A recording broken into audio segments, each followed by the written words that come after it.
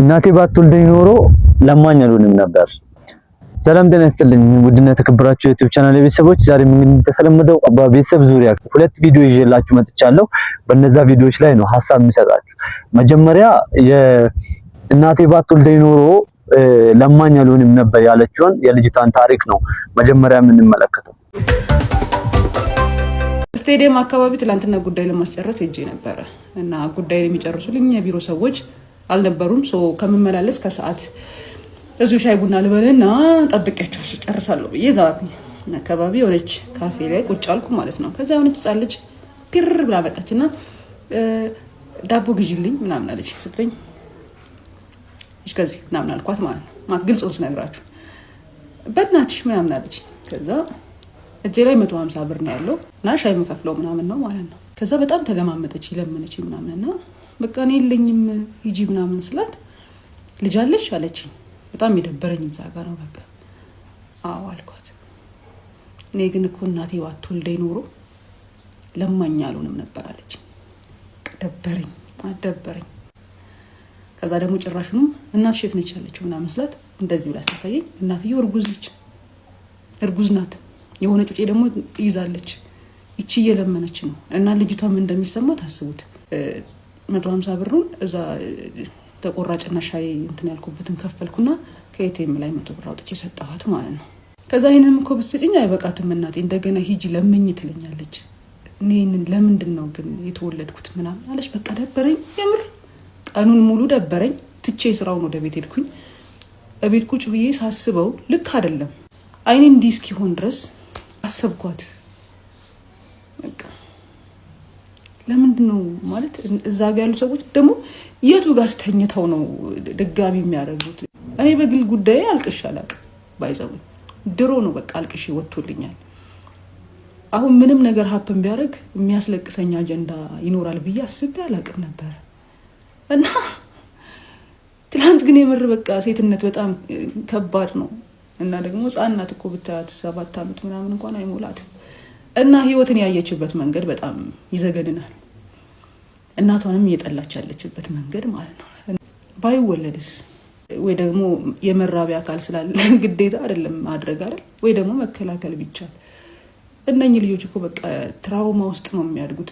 ነገ በፍጹም ለሀገርም ለቤተሰብም ለራሳቸውም መሆን አይችሉም።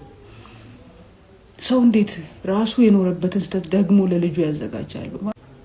እዛ ነው ያለቀስኩት እንጂ እኔ በራሴ ጉዳይ ማልቀስ ካቆምኩኝ ድንጋይ ሆኛለሁ። ባይዘው በጣም ድንጋይ ሆኛለሁ። የራሴ ጉዳይ የሚያስለቅሰኝ ሰው አይደለሁም። ምንም ሀብን ቢያደርግ ሞት እንኳን ቢመጣ ምንም የማይመስለኝ ሰው ነኝ ብዬ አስብ ነበር። ግን ትናንትና በቃ አዘነች። መውለድ ልክ አይደለም። አንዳንዴ መውለድ ስለተቻለ ብቻ መውለድ ልክ አይደለም። ሰዎች ናቸው የሚመጡት ወደዚህ ምድር። ኦፊሻሊ እግዚአብሔር የለም ያልኩ ሰው አይደለሁም። ግን እንደዚህ አይነት ነገር ሳይ እንዴ ማለት ለዚህ ሴትዮ ልጅ መስጠቱ ፌር ነው? ሀብታም ቤት እኮ ልጅ የለም። ሀብታሞች እኮ ልጅ አጥተው ያለቅሳሉ። ይቺ ልጅ ደግሞ እንደዚህ አይነት ቦታ ላይ ተወልዳ ታለቅሳለች። እግዚአብሔር ፍትሃዊ አይደለም የምልበት ምክንያት ይሄ ነው። በቃ እግዚአብሔር ፍትሃዊ አይደለም። ይቺ ሴትዮ ብዙ ልጆች ወልዳለች። እህል የሚደፋበት ተርፎ ማለት ነው የሚደፋበት ቤት ግን ልጅ የለም። በቃ እግዚአብሔር ፍትሃዊ አይደለም። በቃ በጭራሽ እግዚአብሔር ፍትሃዊ አይደለም እንጂ አሁን የዚች ልጅ እንባ ብቻ በቃ ማለት ትላንትና እኔ ጋር ለኔ ያወራችሁ ብቻ ማለት ነው እንደምችል ግን በቃ እግዚአብሔር ልበ ድንጋይ ነው። በቃ ለማንም አዝኖ አያውቅም። ጉዳዩ ረስቶናል መሰለኝ። ማለት ይቺ ልጅ በዚህ ሰዓት ትምህርት ቤት መሄድ ነበረባት። ይቺ ብቻ ያለችን ባይዘው ኢትዮጵያ ውስጥ በብዙ ቦታ ላይ እንደዚህ አይነት ህጻናቶች አሉ እና ሁሌ በእግዚአብሔር ማዝነው በዚህ ነው። እግዚአብሔር በቃ ፍትሃዊ አይደለም፣ ልክ አይደለም። እግዚአብሔር ልክ አይደለም የሚሰራው ብዙ ነገር እና የእሱ ቢጤ ልበ ድንጋዮች ደግሞ እግዚአብሔር ልክ ነው ትላላችሁ። እግዚአብሔር ልክ ያልሆነ ብዙ ነገር ይሰራል። ልክ ያልሆነ ብዙ ነገር። ወዳችኋለሁ በጣም። ለዩቲዩብ ቻናሉ አዲስ የሆናችሁ ሰዎች ሰብስክራይብ እያደረጋችሁ አዳዲስ ቪዲዮዎች ስለቅ ደግሞ ደርሳችሁ ደውል ምልክቱን መጫን እንዳረሱ። እንግዲህ እንደተመለከታችሁት በመጀመሪያው ባሳየኋችሁ በጣም ልብ የሚነካ ቪዲዮ ነው። ታክሲ መጫኛና መውረጃ አካባቢዎችና በተለያዩ ኤሪያዎች ህፃናትን ይዘው እናቶች ተቸግረው ነው። በእርግጥ ግን ለመቸገራቸው ምክንያቱ ምንድነው? እኛ አስተዋጽኦ የለንም ወይ? የኛ አስተዋጽኦ እያረግን አይደለም። በየመንገዱ ከታክሲ ስንወርድ ዳቦ ግዛልኝ የሚሉ በጣም ትንንሽ ልጆችን ማየት የተለመደ ሆኗል። በፀሐይ በብርድና በተለያየ አጋጣሚ ማለት ነው። እንደዚህ ሲሪየስ የሆኑ ኢሹዎችን በደንብ በግልጽ መነጋገር መቻል አለብን። ለልጆቻቸው ግንዛቤ መስጠት አለባቸው ብዬ ነው ማስበው። ወላጆች አንድ ህፃን ብቻ አይደለም በየመንገዱ የምናየው 2 እና 3 ህፃን ይዛ አንዱን አዝላ አንዱን አንጠልጥላ አንዱን ደግሞ ሂድ ለምን ብላ እንደዚህ አይነት ቪዲዮዎችን ማየት በጣም ያማል ማለት ነው። ለዩቲዩብ ቻናሉ አዲስ ሆናችሁ ሰዎች ሰብስክራይብ እያደረጋችሁ የደወል ምልክቷን በመጫን አዳዲስ ቪዲዮ ሲለቅ እንዲደርሳችሁ ቪዲዮውን ላይክ እያደረጋችሁ ከዚህ ቀጥሎ ማሳያችሁ ቪዲዮ የሁላችሁም ባልልም የአብዛኞቻችን የህይወት ታሪክ ነው። በዚህ አጋጣሚ ይሄን የምትመለከት በተለይ በተለያዩ ገጠራማ ክፍሎች ያለው ወንድ ኢትዮጵያ ዛሬ ላለችበት ትልቁ ስቃይ የበኩልን አስተዋጽኦ እያረክ እንደነበረ ላለፉት 40 ዓመታት አሁን በምክንያት አስረዳለሁ። ስለዚህ በዚህ አጋጣሚ ይሄን የምትመለከቱ ወገኖቼ በተለይ በገጠራማ አካባቢዎች ያሉ ወንዶች እንደ ኢትዮጵያ እኛ ኢትዮጵያውያን አሁን ላለንበት መከራ አንዱንና ዋናውን ችግር ወደዚህ ምድር የምታመጡት እናንተ መሆናችሁን በማስረጃ አቀርብልሃለሁ። ይሄንን ሴትም ሆነ ወንድ ሼር አድርግ። እሺ ይሄን ሼር አድርገህ እኔ ሲሳየለ ምን የምጠቀመው ነገር የለም። ምናልባት ያንተ ጭንቅላት ጎልብቶ በምንቀሳቀስበት ቦታ ሁሉ ሰላም ብትሰጠኝ ነው። ያ ነው የኔ ክፍያ። ኦኬ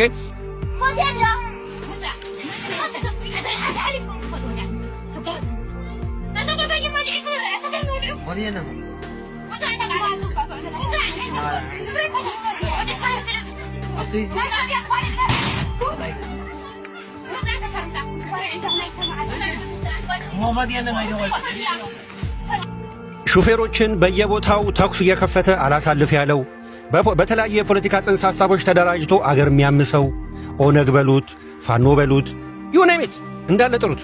ያ ሁሉ ኃይል ያስፈልገዋል አይደል? ያለ ኃይል አይሆንም አይደል?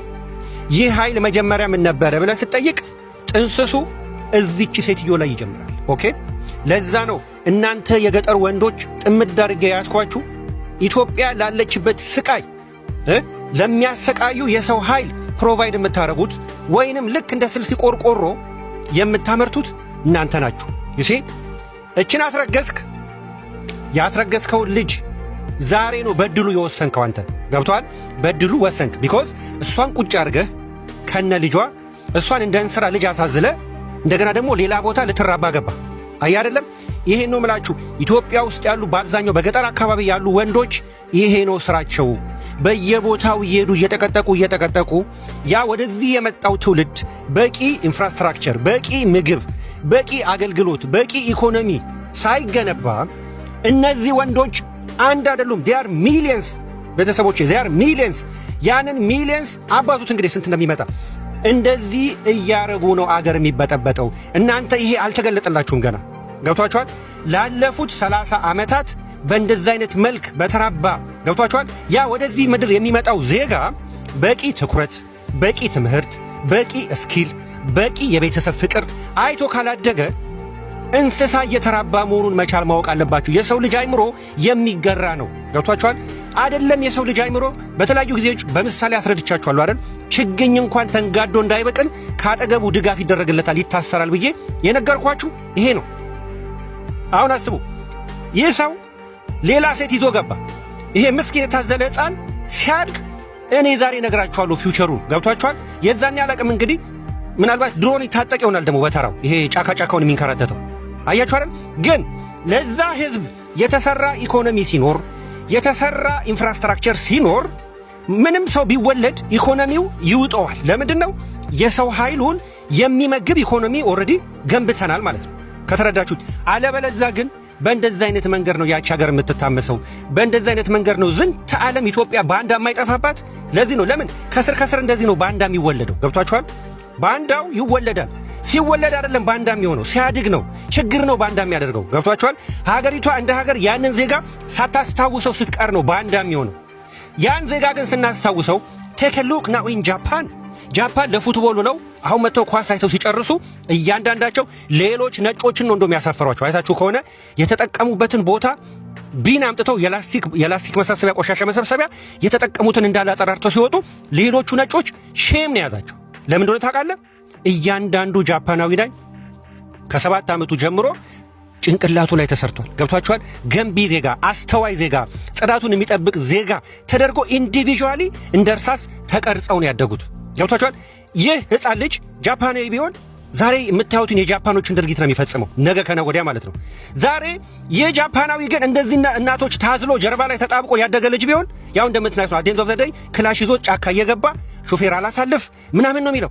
አያችሁ? ለዛ ነው ይህም ቪዲዮ በገጠር አካባቢ ላላችሁ ብትችሉ ዳውንሎድ እያደረጋችሁ ንገሯቸው። በየቦታው ለተሰማሩ እነዚህ መርፌ ወጊዎች ለኢትዮጵያ ምንም የምታበረክቱት ነገር የለም ወንበዴ ከማብረት ውጭ በሏቸው። ኦኬ? አንድ ልጅ ተወልዶ አድጎ የቤተሰብ ክትትል አይቶት አውቆት ተቀርጾ ካደገ ዜጋ ነው። ዝም ብለህ ግን እነዚህን ሕፃናት ጠርታችሁ ከዛም አንተ ወንድ ነህ፣ ወንድ በመሆን ብቻ በአመት ውስጥ አንድ አይደል የምታረግዘው ወይ የምታስወልደው፣ ወንድ ነህ። በየርክበት ካንተ የሚጠበቀው እንደ በሬ ማጥቃት ነው። ገብቶሃል? ያን ሁሉ ሴት ታስረግዛለህ በየቦታው እየገባ ሲያድግ አንዴ ፋኖ፣ አንዴ ኦነግ፣ አንዴ BMW እያላችሁ ትመጡብናላችሁ። ሰላም ምትነሱ ለዛ ነው። ጨርሻለሁ። ልጆች ላይ በደንብ ስሩ። ወላጆች ልጆች ላይ እየሰራችሁ አይደለም። ስልክ ትሰጣላችሁ፣ በስልካቸው ምን እያደረጉ እንደሆነ አታውቁም። ብር ትሰጣላችሁ፣ በብሩ ምን እያደረጉ እንደሆነ አታውቁም።